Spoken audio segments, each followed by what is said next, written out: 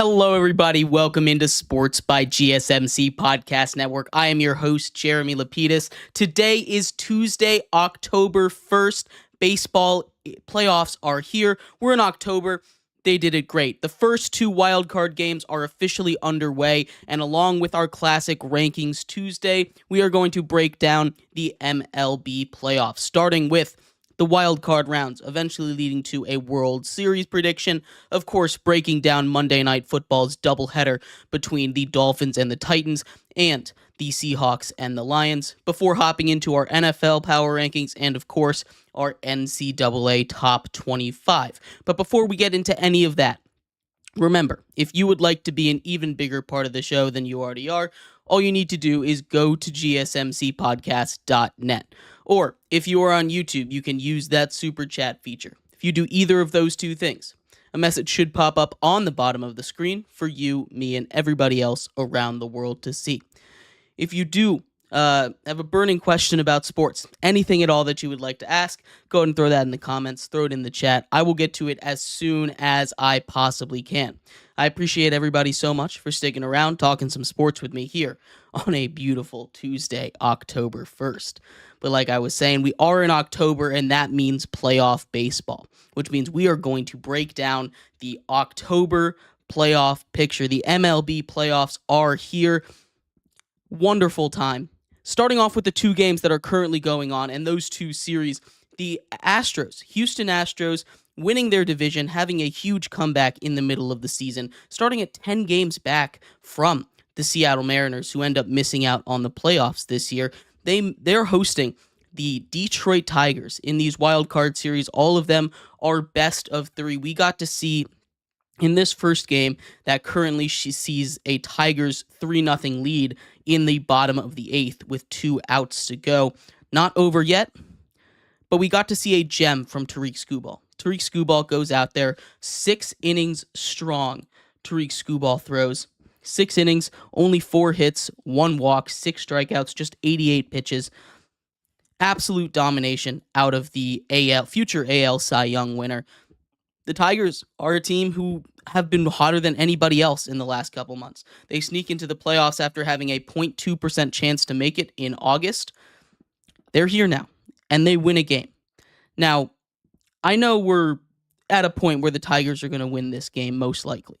But looking at the bracket, looking at this Houston team, I know a lot of times you have to go with the hot bat. And right now, if you're going with the hot team, the hottest team in baseball is the Detroit Tigers. There's a reason that they snuck into the top 10 of our latest power rankings. There's a reason that, we see them up on the Astros right now. But the Astros are a team that has the most playoff experience. Over 100 baseball playoff games played for these Houston Astros. Over 100 of them since 2015. That is ridiculous. They've made it to 7 straight ALCS. That's not normal. I don't see them losing in the wild card round at least. And even if they're going to lose this game, they go up against Tariq Skubal, and I had them losing this game anyway. Astros take this wild card series in 3. To the other game that's active right now, the Kansas City Royals head to Baltimore to take on those Baltimore Orioles. Top of the 5th, that game is moving very quickly. 2 outs in that one. 0-0, no score, only 3 hits all game long. In fact, 4. Only 4 hits all game long. Corbin Burns, Cole Reagans have been going at it. Neither of them have surrendered a walk, just those 4 base runners right now. If you love pitching, which I love pitching, this is the series to watch. The Royals have one of the best starts, top 3 arms in all of baseball. The Baltimore Orioles, outside of Corbin Burns, are a little bit weak. This is a very, very important game for them to win. This is an Orioles team that's really struggled recently. They lost. They went on a very cold streak at the end of the season. Pitching is not where it needs to be right now for the Orioles, and I think they lose this series in 3. I think Kansas City upsets the Baltimore Orioles, takes them down in 3 games on the road. Next year might be the year for the O's, but this is not it. Moving on to games that have not yet taken place. Those were the 2 AL wildcard games. Over in the NL, we have the two most recent teams that clinched playoff spots, both of them on Monday by winning a game in that doubleheader that we were keeping you guys updated on in our last show. The Mets, the number 6 seed Mets, travel to Milwaukee to take on the Brewers. And the Brewers are a team that have been really solid all season long. They haven't done anything too crazy, too wild. They win 90 games. They do what they need to do, take care of business here. But the Mets have been this team of destiny ever since Grimace threw out his first pitch, right? Ever since June 11th, they've gone 65-31. They have been an incredible baseball team. Again, you can go back. You go to the hot hand. They've been one of the hottest in all of baseball. Francisco Lindor, while maybe his stats don't jump out at you when you take a look at them, he has been probably the MVP outside of Shohei Ohtani, of course. This team has been awesome. And they're not really slowing down anytime soon. Their bullpen's in a really good spot. I think the Mets take this series. I think they win it in 2 games. I think they sweep here on the road. We'll see though. This is going to be a good one. This one's going to be tight throughout. And on to the one that I think is the most lopsided. The most lopsided series, I think, is going to be the Braves and the San Diego Padres. The San Diego Padres, who outside of the Tigers have been the hottest team in baseball, going 9-1 down the stretch here. The Atlanta Braves are limping their way into the playoffs. I talk a lot about pitching. Pitching is very, very important. The NL Cy Young winner, or most likely NL Cy Young winner, Chris Sale, is hurt. He had avoided injuries all year long. That had always been his Achilles heel. He comes to Atlanta, pitches a Cy Young worthy season, and now is out for the playoffs. They can't do this without him. The rest of that roster is equally as injured as their pitching staff has been, and San Diego's the opposite. At the deadline, they go and shore up that bullpen. They have 3 closers in that bullpen now. They add Luis Arias early on in the season. That lineup is stacked. They get They get Tatis Jr. back, Fernando Tatis Jr. This is a stacked team top to bottom. They're getting healthier. The Braves kind of are the opposite in terms of health, and I think the San Diego Padres win this in 2, and I don't think it's very close. This is a Braves team that I had picked to make the World Series at the beginning of the year, but they're just way too injured to make it out of the NL wildcard round. Heading into the divisional rounds, the matchups that we have for you: the Houston Astros taking on the Cleveland Guardians, the Kansas City Royals taking on the New York Yankees, the New York Mets taking on the Philadelphia Phillies, and of course, the San Diego Padres taking on the LA Dodgers. A couple of these matchups, division matchups in the NL, but we're going to start off in the AL over there. The Houston Astros taking on the Cleveland Guardians. This is going to be a battle of opposites, I think, in this one. The Cleveland Guardians are a team that if you keep them in the game, they will win.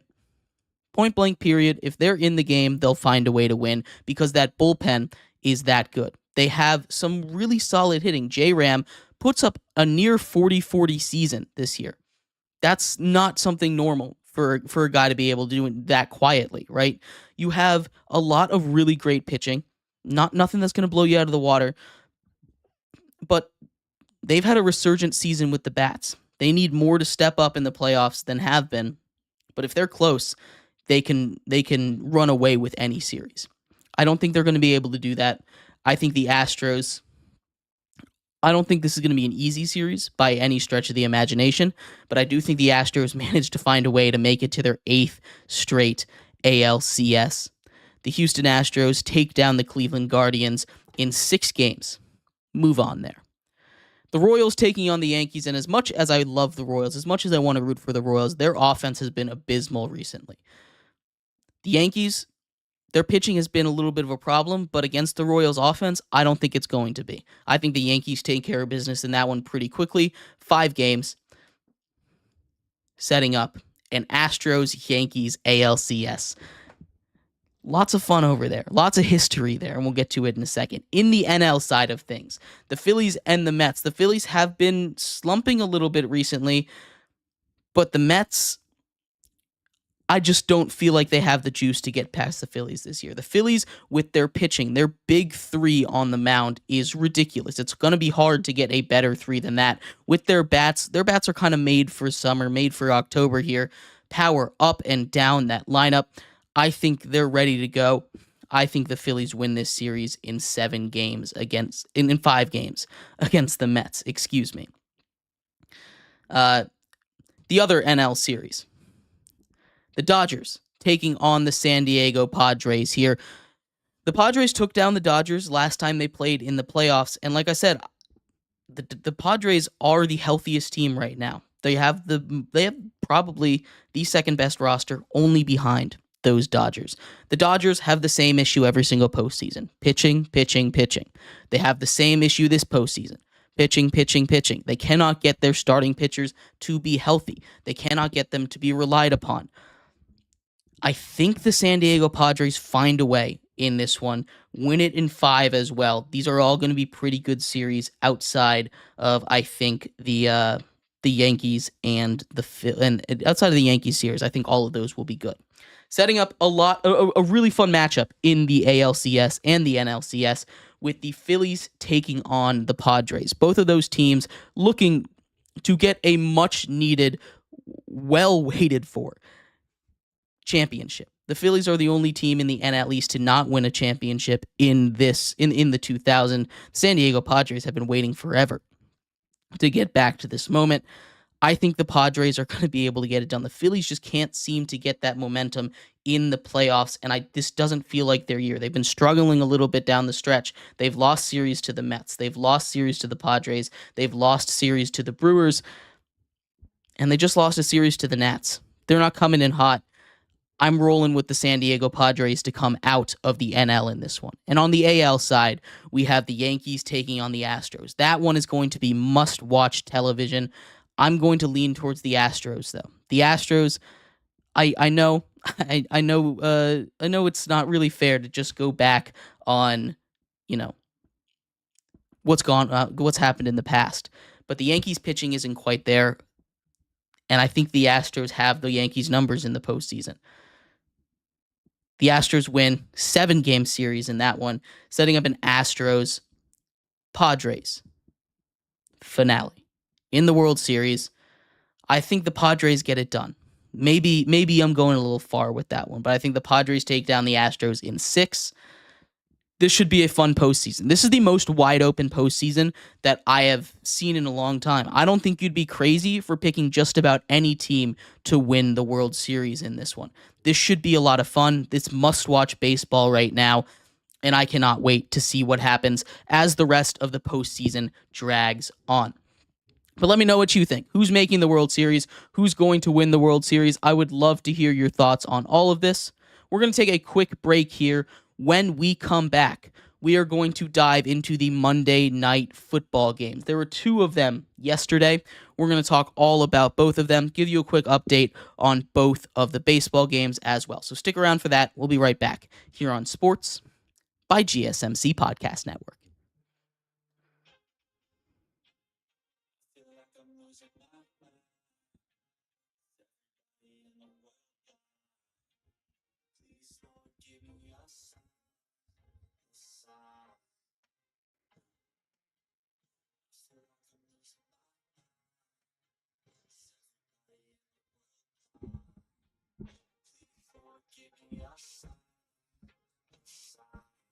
I wanna be the greatest. Everybody on the fake shit. I look around and feel like everybody is the fakest. I make this every day and I'm impatient. Hoping one day I blow up in the basement. Statement, the top is so vacant. I don't need shit that I think is amazing. Waiting for my day when I'm playing. Sold out shows for 1,000 faces. Hey, give me that crown. Get in my way and to be put down. It ain't your place, I'll get my sound. If I want that shit, then I'll get it right now. I'm losing it, the losing fit, I'm losing shit. The stupid myth, you choose to live, but choose to dip. You choose to fight, and lose your grip, and lose your gift. Oh. Feel like I'm losing my mind. Is everybody in the world blind? Please, Lord, give me a sign.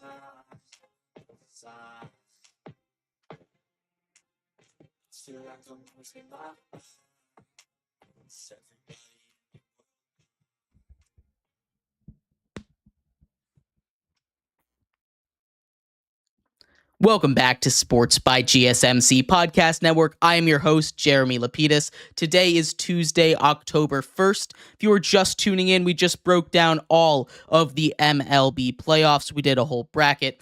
I had the Padres taking the World Series, taking down the Houston Astros out of the AL.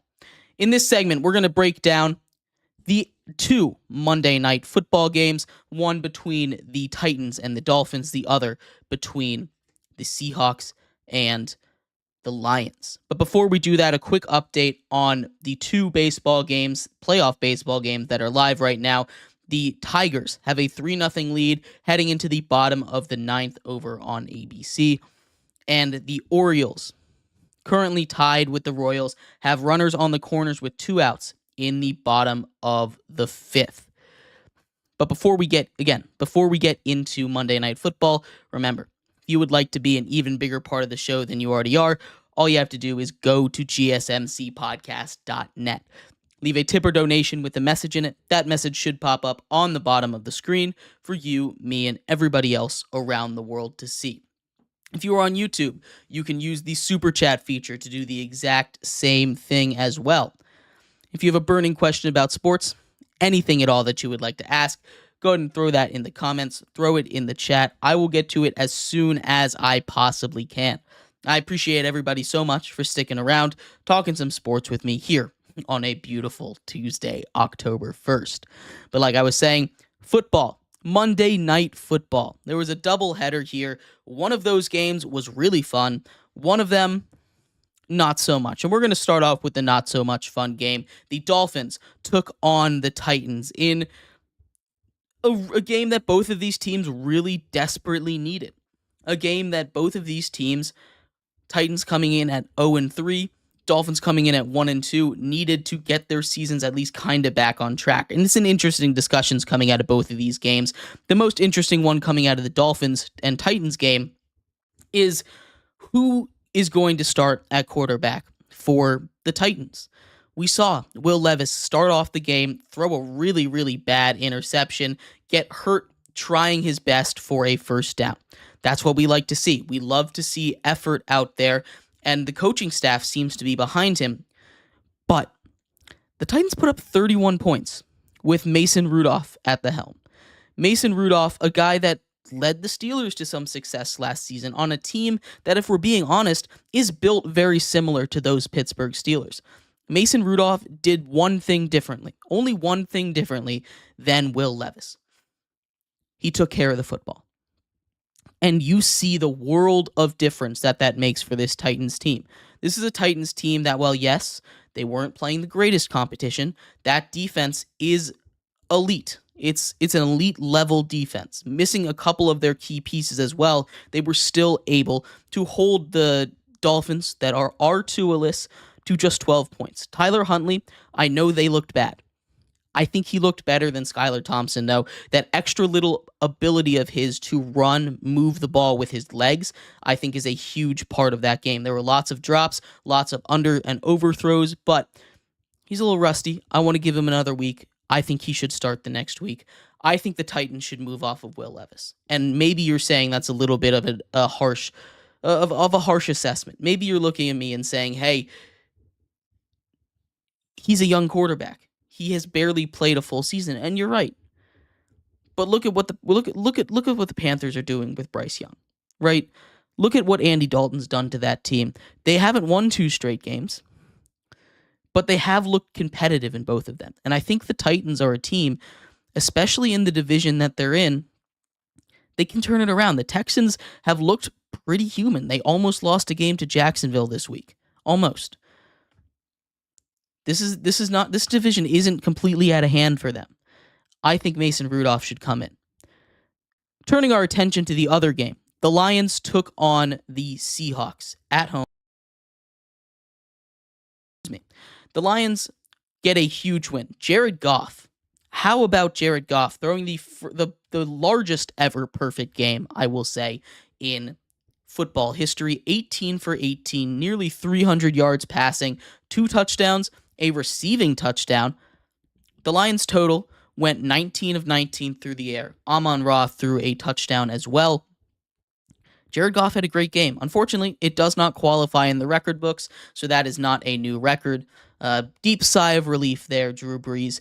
You hold on to your all-time single game completion percentage leader. You need 20 passing attempts. He only had 18, but still a crazy accomplishment. You'd never get to see this. This is the first time in the last 80 years or so that a team has thrown 100%. The other time was the Giants against the Washington Redskins at the time. They only threw one pass. So it doesn't really even count. It's incredibly impressive to see. All props go to Matthew Stafford, go to the Lions on that one. But it wasn't all through the air. Most of their damage was done on the ground. David Montgomery, angry runs all throughout the game. A screen pass, bouncing off of people, picking up 40 yards. Jahmyr Gibbs with the head of steam is scary. His ability to pick up yards like in the blink of an eye is something that is very rarely seen across the entirety of the NFL. And that lightning thunder duo is dangerous for any team. Now, I want to give props to the Seahawks too, because this Seahawks team played great. You can look at me and say, hey, they gave up 42 points. What about that defense you were talking about yesterday? The entire defensive line was out. Every single one of their front four was out for that game, which explains why the Lions were able to get so much push up front. Explains why the Lions were able to get so much time in the pocket. Explains, honestly, why Jared Goff was 18 for 18. There wasn't a lot of pressure on him. It's fine. But I want to give a lot of props to Geno Smith. And also, I want to put out there, I think Geno Smith is a top 10 quarterback in the NFL. And maybe I'm insane for saying this, but what he's able to do with this team, his ability to handle the pressure that he is under at all times, his ability to improv and make accurate throws is ridiculous. It's up there with some of the best in the entire league. I'm not saying he's an elite quarterback, but I am saying most people would have a guy like Dak Prescott at around number 10. Conservatively, 10 to 13. Yeah, 10 to 13 range for Dak Prescott. I think if you put those two in a vacuum, if you put Geno Smith on the Cowboys are a better team. I think if you put Dak Prescott on the Seahawks are not a better team. Maybe they're just as good, but I don't think they're a better team. I think Geno Smith is a top 10 quarterback in the NFL, especially after that performance. And it's not going to get all the headlines. He threw an interception at the end of the game. And an incredible pick, by the way, by Kirby Joseph in the end zone to end the game at a point where it didn't really even matter. They were down by 2 scores with like 30 seconds left. But what Geno Smith is able to do, he deserves a lot more credit than what he's getting. I think he's a top 10 quarterback in the NFL right now. And I'd love to hear your thoughts. But we're going to take a quick break here. When we come back, Rankings Tuesday officially begins. We are going to head our way to the NFL to do the Week 5 NFL Power Rankings. New risers, new fallers, new people at the bottom, potentially new people at the top. So stick around for that. We'll be right back here on Sports by GSMC Podcast Network. Looking for your daily fix of sports talk without having to pay for it? GSMC Sports Network is available on YouTube. Just search GSMC Sports Network. Get your fix of daily sports talk shows on YouTube. Absolutely free. NFL, college football, NBA, MLB, MMA, UFC, fantasy football, and so much more. GSMC Sports Network has shows running all day long, with new sports shows starting every 2 hours. Just like on your favorite cable sports channel, except GSMC Sports Network is absolutely free.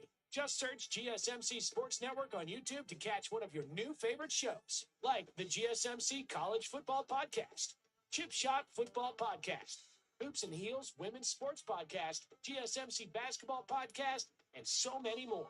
Check it out for yourself. GSMC Sports Network, now available on YouTube, absolutely free. Search GSMC Sports Network on YouTube right now.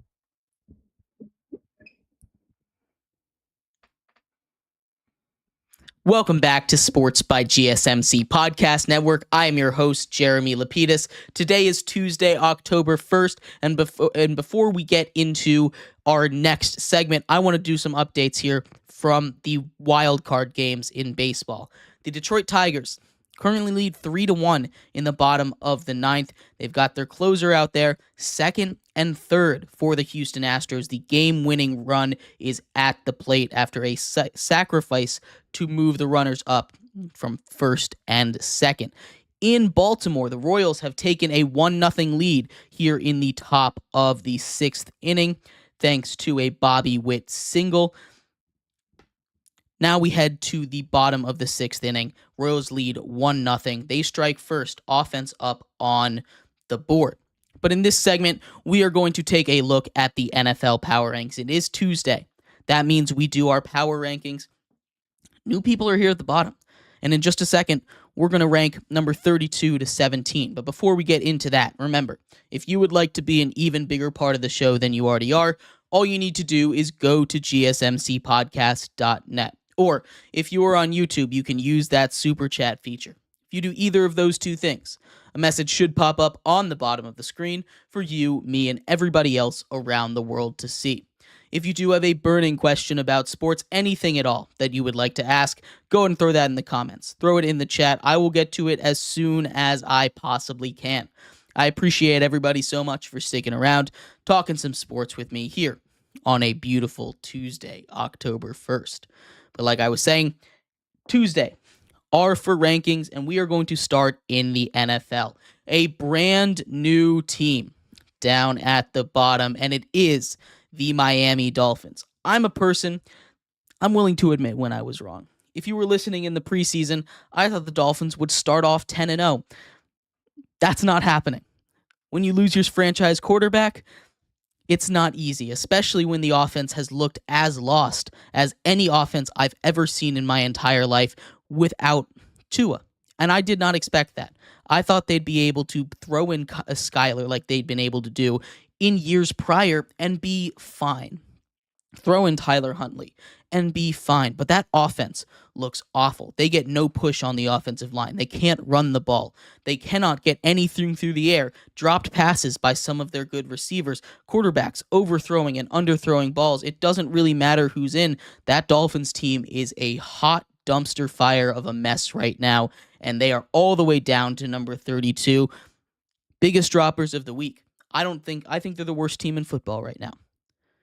At number 31, it's the Jacksonville Jaguars, the only winless team in the entire league. The Jacksonville Jaguars at 0-4, but we're going to be a little bit positive here. I know they sit at 31.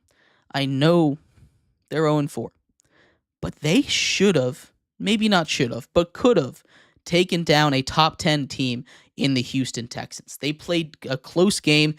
Trevor Lawrence played his best game of the season by far against Houston. Now, it wasn't enough to win, and that's just the silver lining. They're still the only winless team, and that's the most important thing here, which is why they sit down at 31. But there are some positive signs out there. It's not all negative for the Jacksonville Jaguars, which is why they move out of the basement up one spot to 31. Up one spot as well are those Tennessee Titans. Get a win over the Miami Dolphins. This is contingent on what they do at quarterback. Now, Coach Callahan said they are going to start Will Levis when he's ready. And I think that's a mistake. I talked about that in the last segment. I think that is a mistake. We saw how much better, how much more efficiently, how much less turnovers happened in this Tennessee Titans offense when Mason Rudolph was at the helm. This does not happen. This offense doesn't run smoothly with Will Levis. And honestly, if I knew Mason Rudolph was going to be the starter, I think I'd probably bump this team up maybe to 26. I love that defense. It's a very good defense. They just need to play better offense. And until they finally say, hey, Will Levis, you're done, I can't move this team any higher than 30.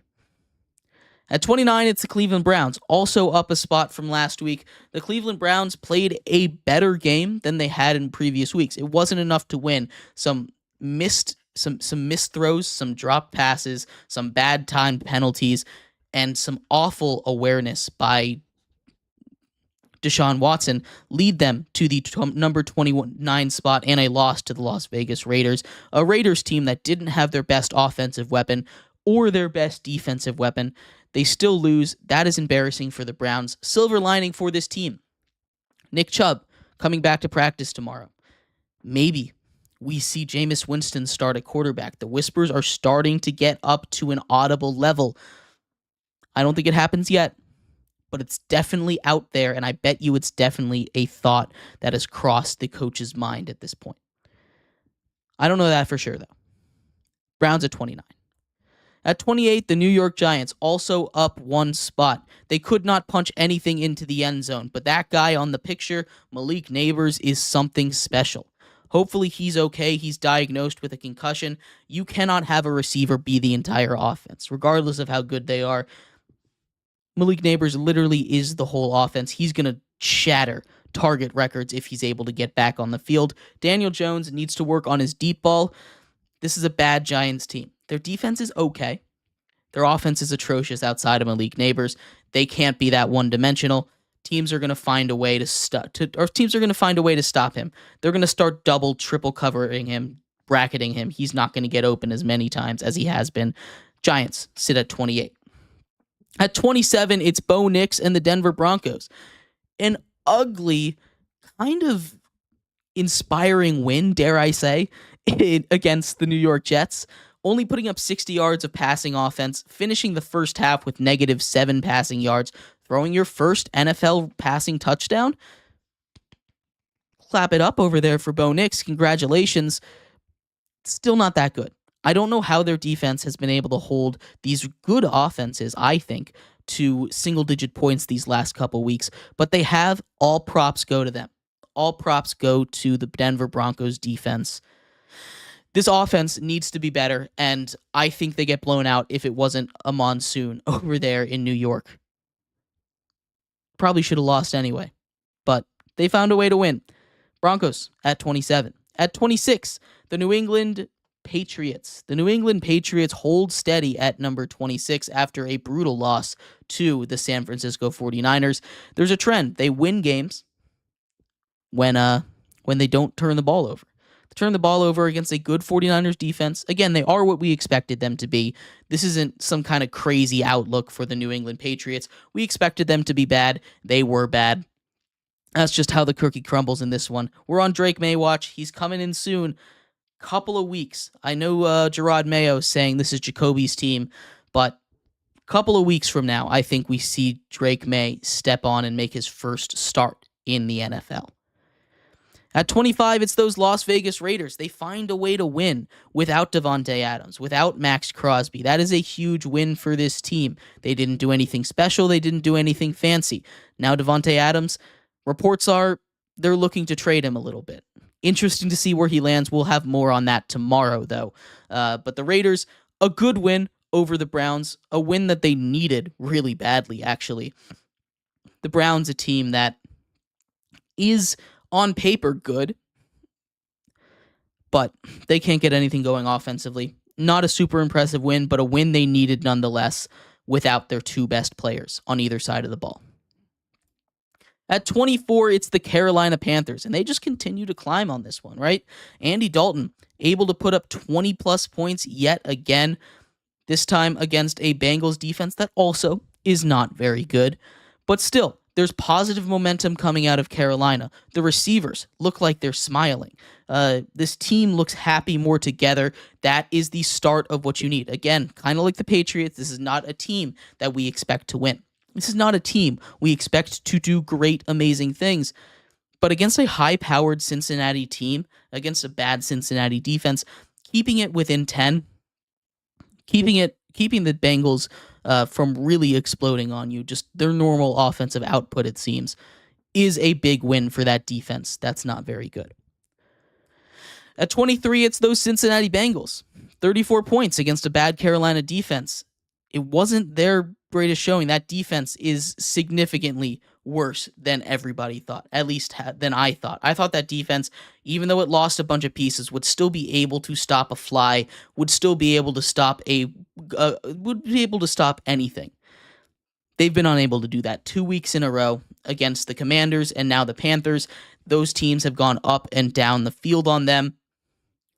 It's not a good look for the Bengals. When they start playing quality competition, they're going to lose. And they've lost a lot already. That first win, a win they needed badly, has not impressed me, has not really impressed anyone that I've seen. The Bengals need to turn it around on defense, and they need to do that quick if they have any hope of making any kind of run against anyone in this league. At 22, it's the Pittsburgh Steelers. They get their first loss of the season. Justin Fields looks really good, and I think, honestly, that was his best game of the season. They ran into a Colts team that is kind of bipolar. They were on a good Colts day that day, and a good Colts day is a good Colts team. A good Colts day is a playoff caliber team. The Pittsburgh Steelers run into their first real competition of the season, and they lose. But they did break that 20-point margin. Very proud of them for that. I think there's some positives to look at here. Justin Fields, over 300 yards. He made some negative plays, but this is the Steelers. They're going to find a way to win games against the teams that they're supposed to beat. I don't know why people are so shocked that the Colts beat the Steelers. I don't think it's that shocking. I think it's just one of those games. Obviously, Joe Flacco coming in, not turning the ball over, helps. That defense didn't quite play up to its standard, but still, they'll bounce back from this. This is a good Steelers team. They're at 22.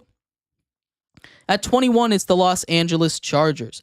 Chargers lose a tight one to the Chiefs. Sounds like I say that about every opponent that plays the Chiefs. 17-10 in this one. They put up a fight, and that's really all you can ask against the Kansas City Chiefs with the team built like this. There were a couple of weird decisions made by Justin Herbert, a couple of open receivers. Maybe they win that game if he hits them. I don't think they win either way, but still, there's some things to work on. There's some things to improve on. This is kind of what we expected out of the Chargers, right? A team that is going to be a little feisty, but is not going to make too much noise. They've lost their last 2 games, and I think they're coming back down to earth after beating 2 bad teams in the first 2 weeks. At number 20, it's the Chicago Bears, and I keep seeing improvements out of Caleb Williams and this Bears team. That defense continues to play really good ball. A bend, don't break style is a very good way to play football, as well as being very opportunistic with turnovers. This is a good Bears defense, a really good Bears defense, and Caleb Williams gets better every single week. He made some of those throws that he was missing early on in the season this week. DJ Moore, a nice throw up the sideline that resulted in a touchdown. This team is going to be good next year. Maybe even late this year. It's not going to be enough to make the playoffs, I don't think, but they're improving every single week, and that's really what matters for these Chicago Bears. At number 19, it's the Indianapolis Colts.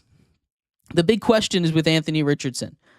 Even in his limited action, he was doing his thing again, making crazy throws, missing a couple of easy ones. He gets hurt, which is scary. He's a guy that, in his limited action, has been injured constantly. Joe Flacco comes in, and that's why you invest in a backup quarterback, right? Joe Flacco comes in, and some people are saying he looked better. Maybe he looked better, but this is Anthony Richardson's team. He is day to day.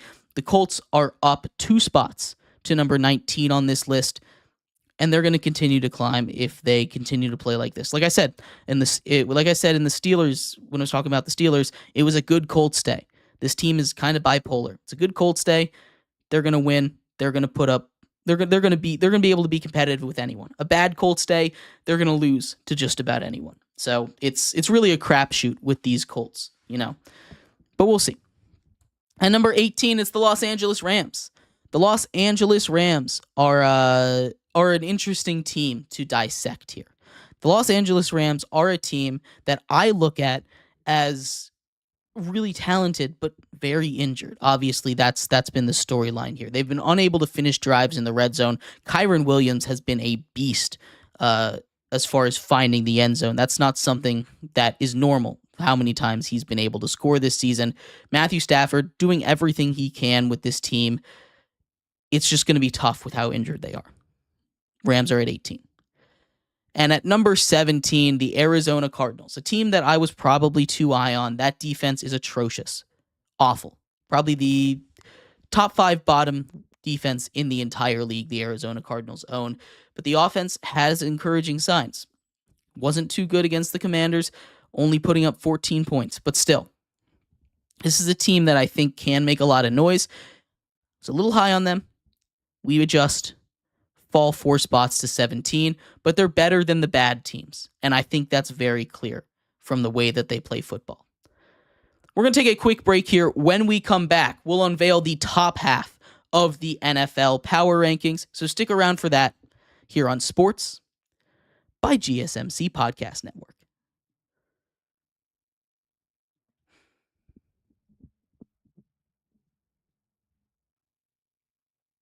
For the best and latest podcasts available anywhere, go to the podcast app on your cell phone and type in GSMC to access free content-rich podcasts on health and wellness, book reviews, sports, entertainment, relationships, social media, movies, technology, finance, and even weird news. Subscribe and download the GSMC Podcast Network's family of shows, available everywhere podcasts are found.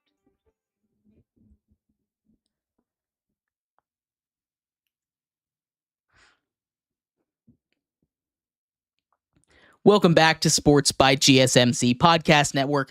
I'm your host, Jeremy Lapidus. Today is Tuesday, October 1st. If you were just tuning in, we did the first half of the NFL Power Rankings. We're going to finish that up in this segment, but before we do, updates on the MLB wildcard. The first game has wrapped up. The Detroit Tigers win 3-1, lead the series 1-0.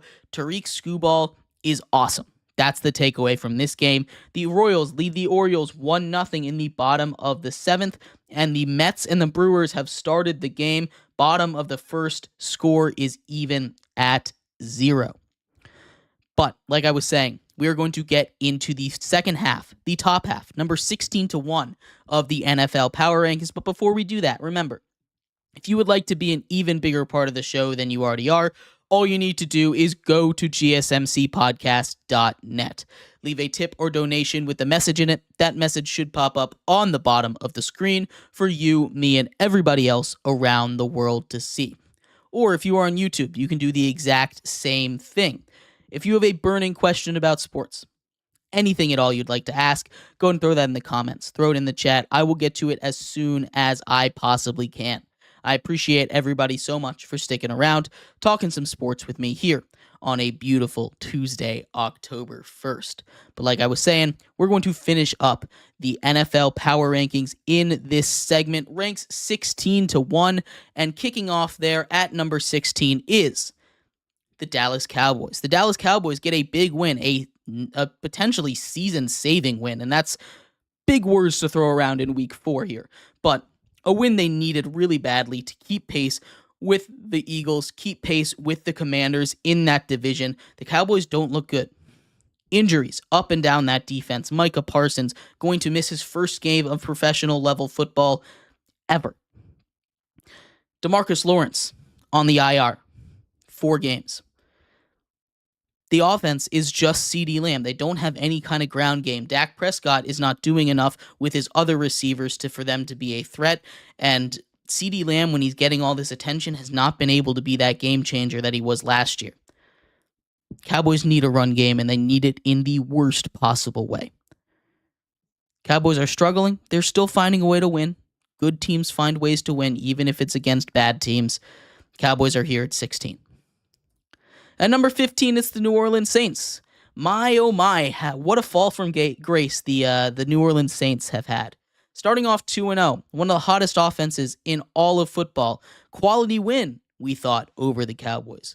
Win over the Panthers, too. 91 points in 2 weeks is something hard to do. And then the fall off. Couple of key mistakes made by the Saints in these last couple games, turning the ball over. Obviously, the punt that went for a touchdown against them, that's not the only reason they lost, but it is a huge reason. Punt returners are having a lot of trouble in the NFL all week. They were one of our losers at the beginning of when we talked about it yesterday. The Saints I still think are a good team. I do. But when they don't have the run game going, they get really flat. And Chris Olave, Rashid Shaheed have not been those kind of crazy weapons in the past game that they seem to be in the first couple weeks of the season. Derek Carr regressing back to Derek Carr, right? The Saints need to get that run game going if they want to keep playing like they were the first 2 weeks of the season.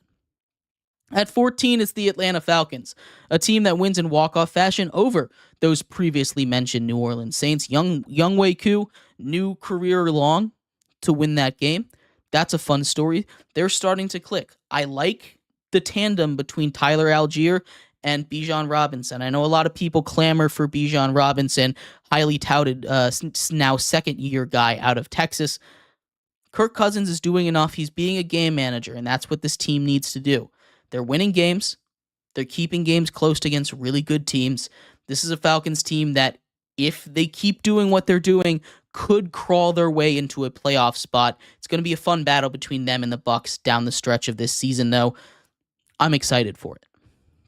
At 13, it's the New York Jets. This is a team that I cannot get a read on. The New York Jets 1 week look fine, but have issues. Next week, they look good. The next week, they look great. The week after that, they look terrible. 9 points against the Broncos. 9 points against the Broncos. I'll say it one more time for the people in the back. 9 points against the Broncos. That's unacceptable with Aaron Rodgers at your quarterback. I know the game was sloppy. I know it was a monsoon out there. But 9 points against the Broncos is awful. That defense did its job, only surrendering 10, holding Bo Nix to 60 passing yards, and you lose. That offense needs some work. They went and reshored that offensive line. Whatever's happening, they're out of sync with each other. Aaron Rodgers and receivers are not on the same page, and you can take that back to training camp. Maybe with a new team, he should have been there. This is still a very good team. They're going to have time to figure it out in a division. The rest of that division is struggling. The Bills get a loss to keep the New York Jets in it. This is going to be a tough season for the Jets, because you can see the flashes of an elite football team every single week. But then something happens and the other shoe drops. And maybe that's just the Jets for you. But this is a good team. And I can't quite figure out why they can never be consistent.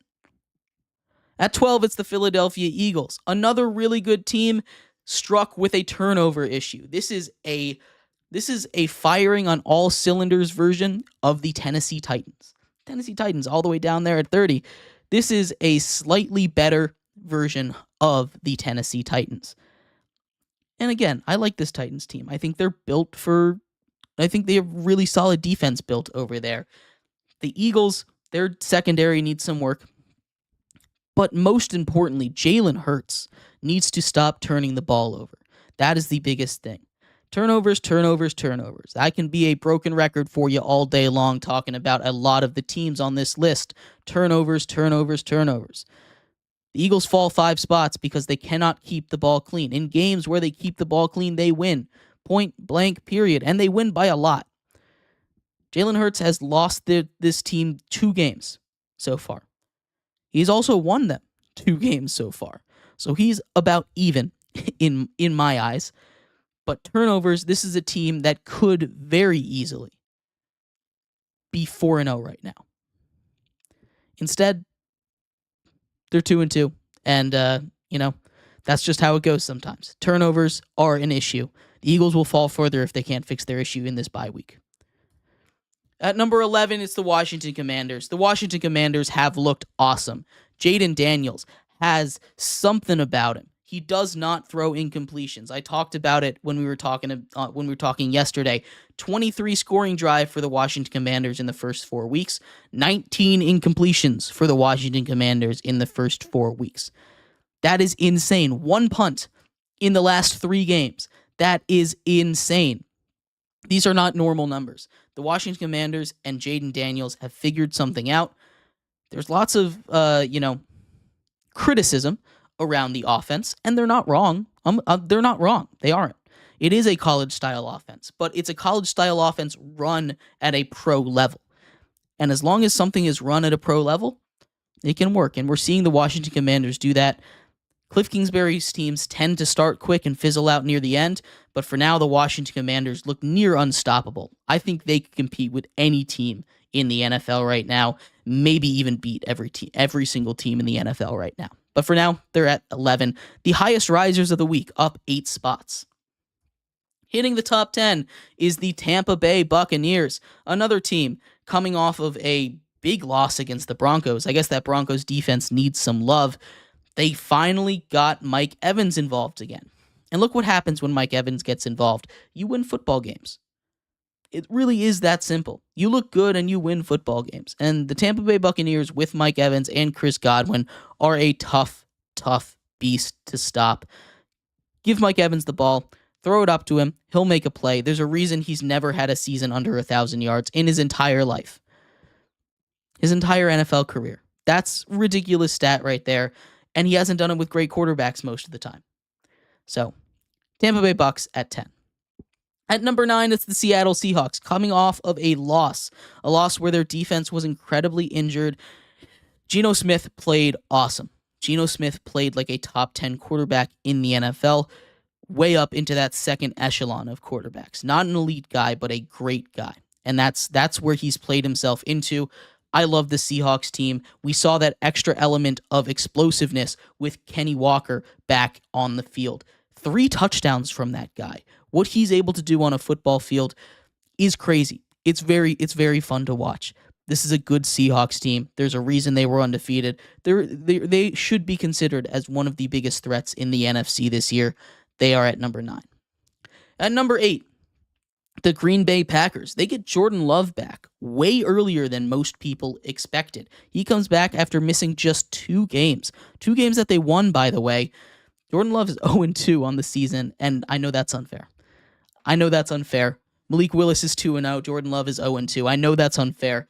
Just the level of competition that they've played against, the teams that they've played. But still, very impressive for the Packers to even be able to come back and have it look like a game at the end, being down 28-0 and clawing your way back to make it a 2-point game. This is a very good Packers team. They went up against a buzzsaw in the Sam Darnold-led Vikings, but the Green Bay Packers are dangerous this year. Another one of those top-tier NFC teams. At number 7, it's those Houston Texans, and I know they got a win, but they had to come back against the Jacksonville Jaguars, a team all the way down at 31, the only winless team left in the entire league. That's not a good sign. Coming off 2 shaky weeks when you don't have Joe Mixon, that run game is very important. They haven't been able to establish it. Nico Collins is a beast. That's it. This is a very good Houston Texans team. Nico Collins is awesome, and CJ Stroud continues to dominate the league, basically doing whatever he wants. Texans are up at 7. At number 6, it's the Buffalo Bills, dropping 4 spots after they get dominated by the Baltimore Ravens. Josh Allen has been dealing with a hand injury. It hasn't really affected them, and I don't think that's the reason why they ended up losing this game. But when he gets uncomfortable, starts hucking balls down the field, it gets a little tough. This is a good Ravens defense. You have to remember that. This is a Ravens defense that was ready for the Buffalo Bills, and they haven't been able to deal with that. This is still a really good Bills team. Josh Allen still MVP frontrunner in my mind. They just ran into a buzzsaw in the Ravens and Derrick Henry.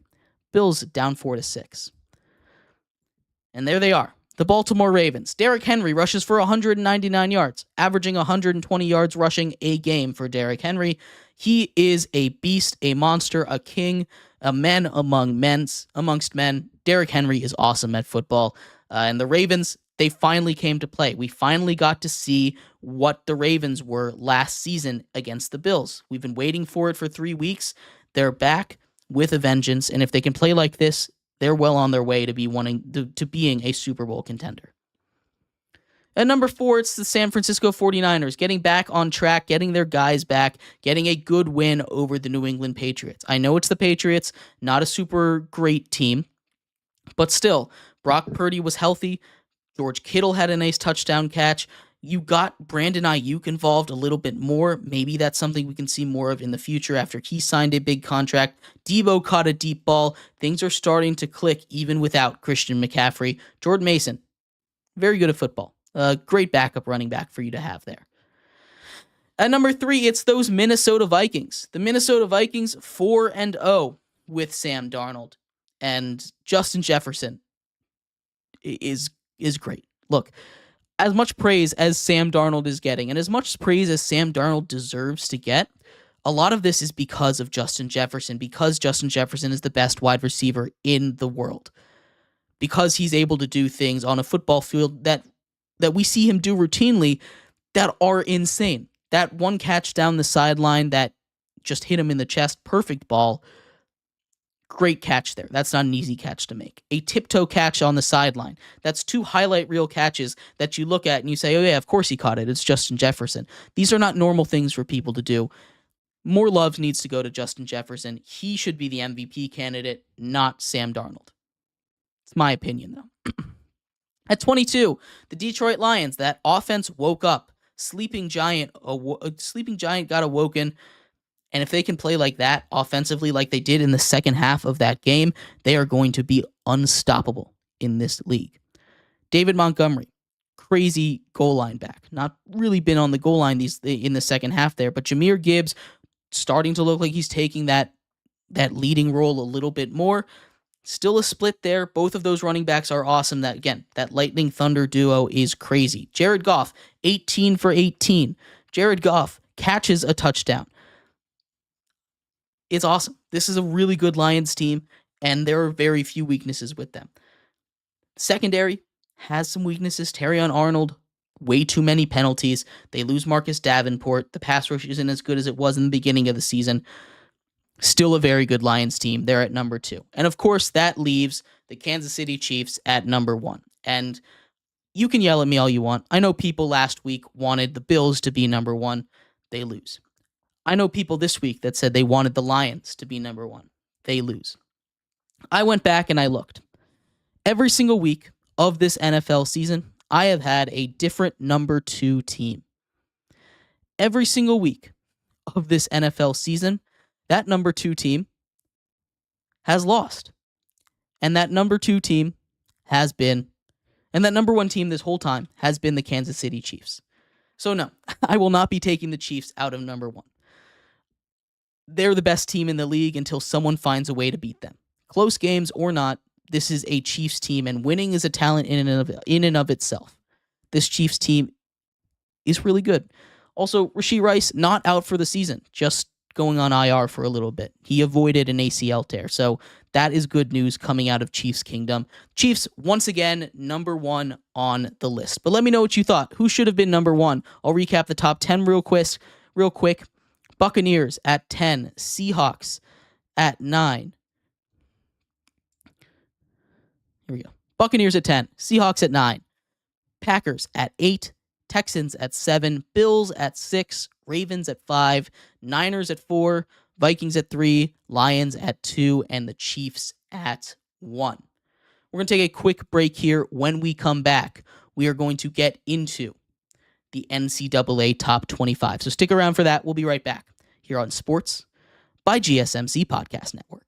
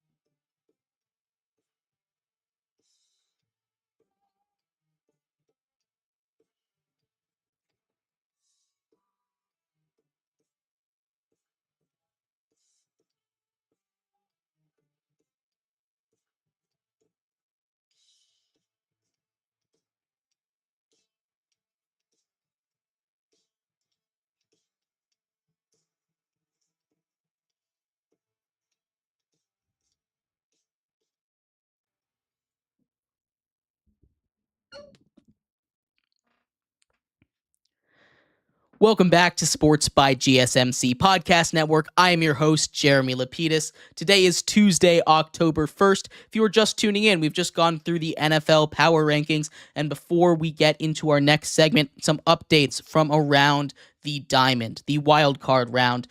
The Orioles currently down 1-0 in the bottom of the 8th. Gunnar Henderson just walked.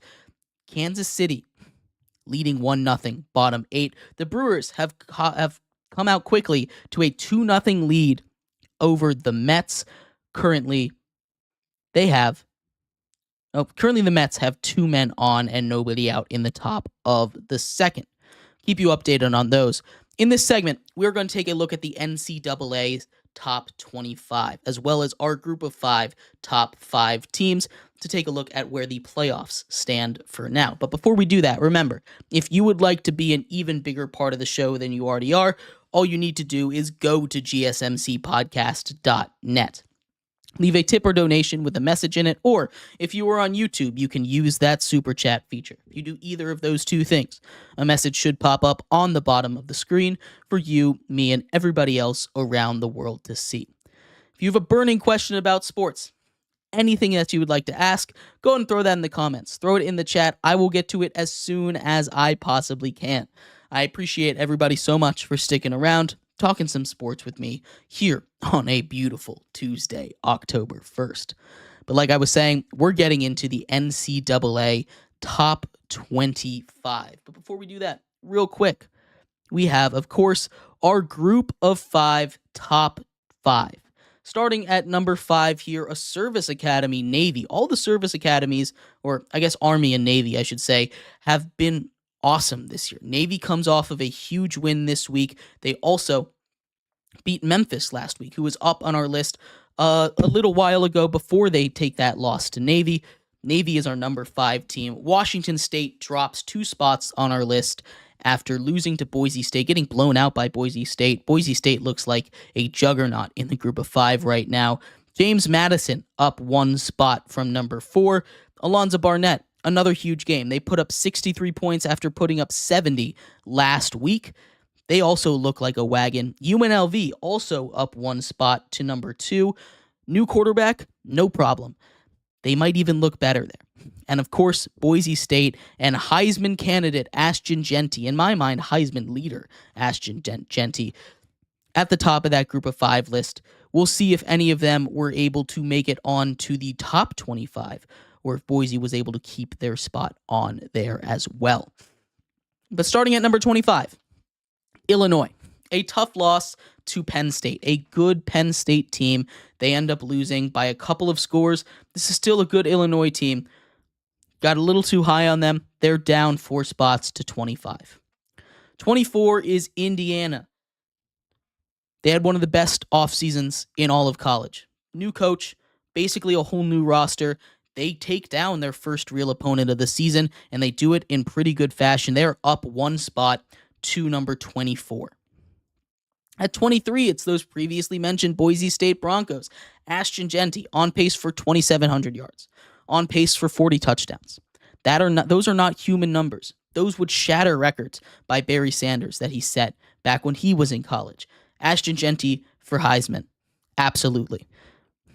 At number 2, the Utah Utes. And this is a team that I am starting to be a little angry with, honestly. Cam Rising, when he is in at quarterback, this is a top 10 team nationally.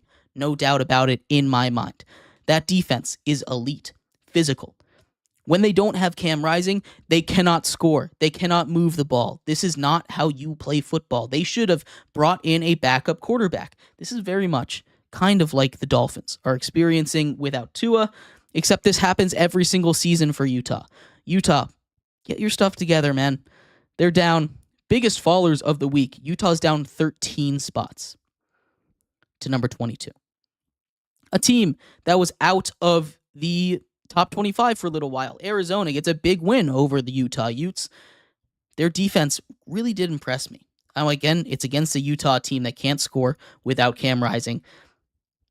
But that offense is scary. It's elite. Can score on just about anybody. Anybody except this number 20 team, the Kansas State Wildcats. The Wildcats held Arizona just 7 points. Outside of that, Arizona's been really awesome offensively. Kansas State gets a huge win over Oklahoma State, taking them down in very convincing fashion. Avery Johnson is a good dual-threat quarterback, but he has his ups and downs.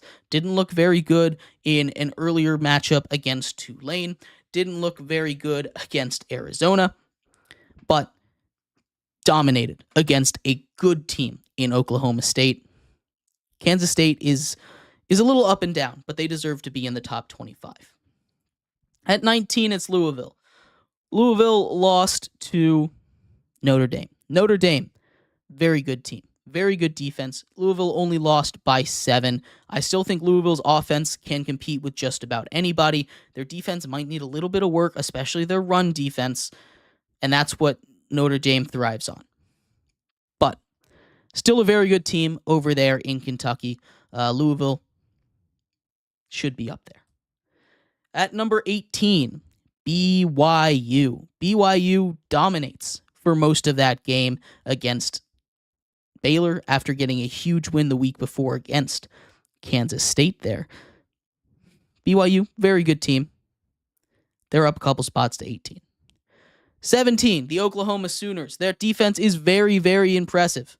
That defense is going to keep them in games when their offense continues to struggle a little bit. They take down Auburn. Huge win for them. They bounce back from a loss to Tennessee. Tennessee's a tough team. LSU at number 16. They've got struggles of their own, but I mean they continue to win football games.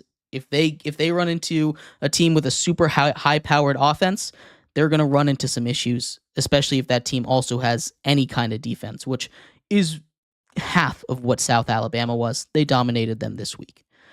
15, the USC Trojans. The Trojans, again, they took a win over LSU earlier on in the season. You have to respect that head-to-head. This is a good program. It's not a program that I think is a lock for the playoffs, but it's a good program, one that's going to be fringe playoff contenders. Same thing with the Wolverines. They get a win this week as well. It wasn't super impressive. They almost lost this game, but a win's a win. They've been able to bounce back from that Texas loss. Figured out an identity here. Run the ball down people's throats. The Wolverines are at 14. At 13, it's Iowa State. That defense is elite. A shutout on the road. Even if it's against Houston, shutting another team out in their own building is not something you ever see in college football. And that is crazy. Iowa State is a very, very good football team. That defense is going to be tough for any team to stop, and they've got just enough offense to compete. They're built a little better than Iowa has been in the past. They're up to 13. At 12, it's Ole Miss, and Ole Miss is, I think, a good team. They got hit in the mouth from the first real team that they played in Kentucky, a Kentucky team that I tried to fit in here, and I honestly just couldn't. They're the first team out of these rankings right now. Ole Miss is a very good team. Very good team in Ole Miss. That offense, I don't know what happened. Again, they need to figure out how to be able to react from a team hanging around and getting hit in the mouth. Until they can do that, they're going to continue to fall. But one loss, I don't think is enough to drop out of the top 25. Definitely enough to drop out of the top 10, though. They are down 8 spots to number 12. At number 11, it's Notre Dame. An impressive win over Louisville. They're bouncing back from a brutal loss against Northern Illinois. If their offense can keep playing the way that it has been in recent weeks, and their defense continues to do what their defense always does, they're going to be a contender for the playoffs, and they're going to be a problem for some of these bigger schools. 10, Missouri. Missouri is a good SEC team. They've been playing teams closer than you want them to, but still getting wins. They're still undefeated. Once they get those SEC matchups start to come in, like those good SEC matchups, there's a good one this week against Texas A&M. I think they should win that one pretty much outright. They're not favored, but we'll talk about that one later on in the week.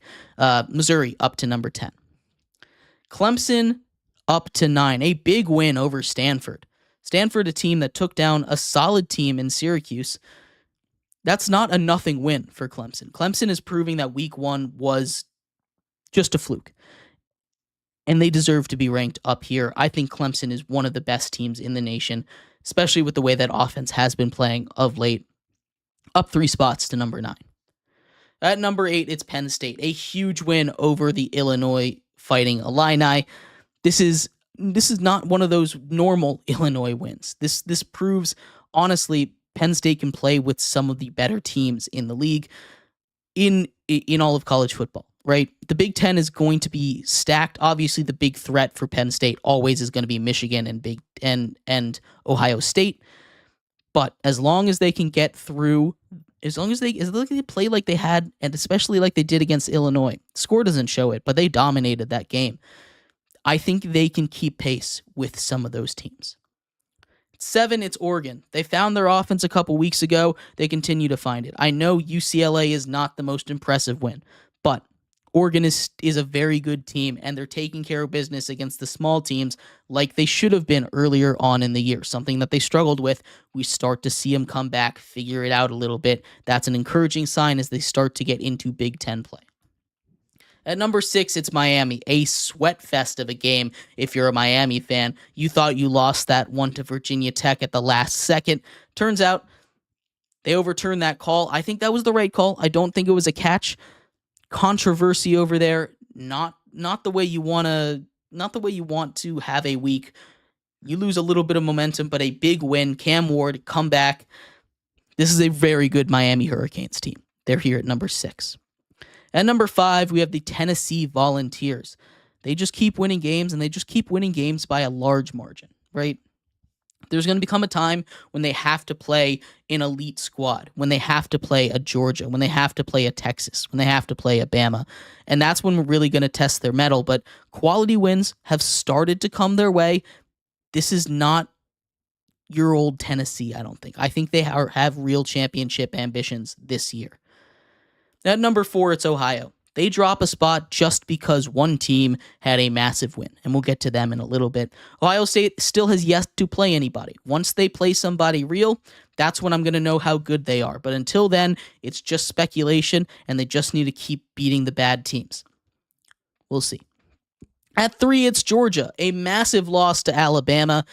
In an instant classic of a game. Georgia's still a very good team. I still think they're one of these top championship contenders. They were able to come back after being down 28 to a really good Alabama team, make it a game at the end. They just weren't able to pull it across the finish line. Georgia at number 3. At number 2, it's Texas. They didn't do anything wrong. They won their game like they were supposed to. But there was another team that had a bigger week. And again, that's just how it goes sometimes with these rankings. Texas, very good.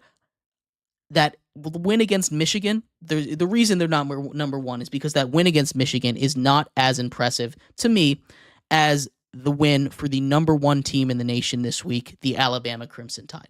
They got their first number 1 ranking since the Nick Saban era, since Nick Saban leaves. Only took 5 games.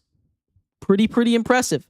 Way to go, Alabama. A huge win for them at home against Georgia. Ryan Williams, phenom at just 17 years old. This is going to be a really tough SEC title, and I cannot wait for the playoffs because we might be able to see 5 SEC teams in there. It's going to be a bloodbath. Should be a lot of fun this year. But let me know what you thought of my NCAA top 25. Do you think Alabama should be number 1? Who would you move around? Anyone I ranked too high, way too low? Anyone that I didn't have in there that you thought I should have? Let me know. I'd love to hear your thoughts on all of that. But thank you, everybody, so much for tuning in to today's episode of Sports by GSMC Podcast Network. I have been your host, Jeremy Lapidus. We'll be back tomorrow breaking down some more baseball action as the playoffs continue to heat up. We will talk all about Devontae Adams. We will talk all about anything else that happens around the world of sports. You all have a good one. Bye-bye.